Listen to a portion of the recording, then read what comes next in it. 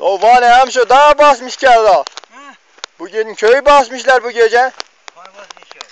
Kim basmış bilmiyorum. He. Hala hala. Köyü basmışlar. Ne? Sizin evi bir şey bastılar mı? Ya ne basmışlar ya? Kim basmışsa onun anasını sıksın ya. Diyorlar gelmişler. Tabii ya tüm laharet olsun ona. Vadin amcamın evini basmışlar. Vadin amcamın evine basmışlar. Basmışlar. He. İyi. O müstehaktır. İyi ki basmışlar. Sizin Neden evi, basmışlar? sizin evi basmadılar. He? Sizin evi basmadılar. Yok ya. Allah Allah. Sen onları... Ya ben sana bir şey nasihat ediyorum. Sen köydükleri buraya getirirsen senin kafada olsun. O benim bostan, ben onun çevirmesi daha almamışım. Ama. He. Alırım daha serbest bırakmaya. Dikkat et ha gelmişler bugün köyü basmışlar bu gece. Ha? O Tekin Gül'ün evini basmışlar. tekine de koymuşlar. Ha onlar.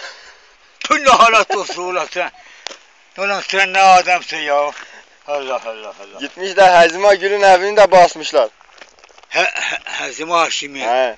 Ya o zavalidir ya. Ya. Kaç kere ona basmasaydı.